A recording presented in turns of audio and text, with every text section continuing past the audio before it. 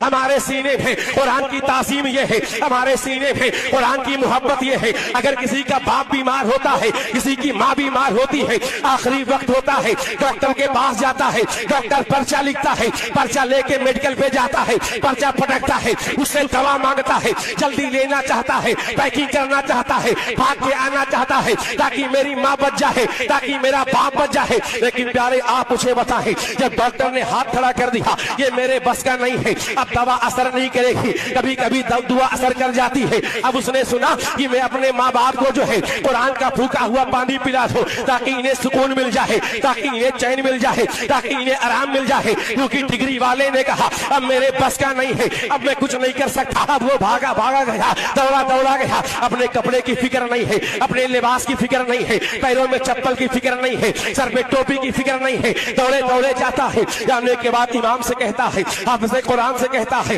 عالم دین سے کہتا ہے، حضور میری ماں پریشان ہے، میری ماں بہت بیمار ہے، آپ پانی پہ قرآن پڑھ کر دم کر دیجئے، شاید اللہ شفا عطا فرما دے، یا اس کے حق میں جو بہتر ہو اللہ اسے وہ عطا کر دے۔ جب اس کے من میں یہ سوال ہوتا ہے اور وہ امام صاحب سے کہتا ہے، امام صاحب نے پانی میں پڑھ کر قرآن کو دم کیا اور دم کرنے کے بعد دے دیا، اب اس نے قرآن کا پڑھا ہوا پانی لیا، آہستہ آہستہ چل رہا ہے، بچا کے چل رہا ہے، سنبھل کر چل رہا ہے، دیکھ کے چل رہا ہے۔ میں نے کہا تو مجھے بتا، میرا سوال تجھ سے ہے، آیا تھا دوڑتے ہوئے آیا تھا، آیا تھا بھاگتے ہوئے آیا تھا بغیر چپل کے آیا تھا، دوڑ کر آیا تھا، لیکن اب جا رہا ہے آہستہ آہستہ جا رہا ہے، بچا کے جا رہا ہے، سنبھل کر جا رہا ہے،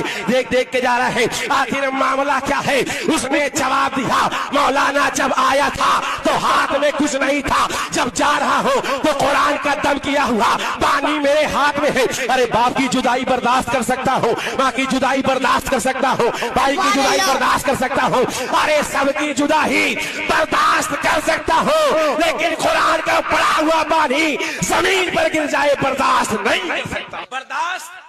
نہیں کر سکتا ہوں۔ میں نے کہا یہ تعظیم تیرے دل میں ہے، اسی لیے لوگ کہتے ہیں کہ شاید مسلمان پلٹوار نہیں کرتا۔ کیا کسی نے اس کے مذہب، اس کے ریلیجن، اس کے دھرم، اس کی آستھا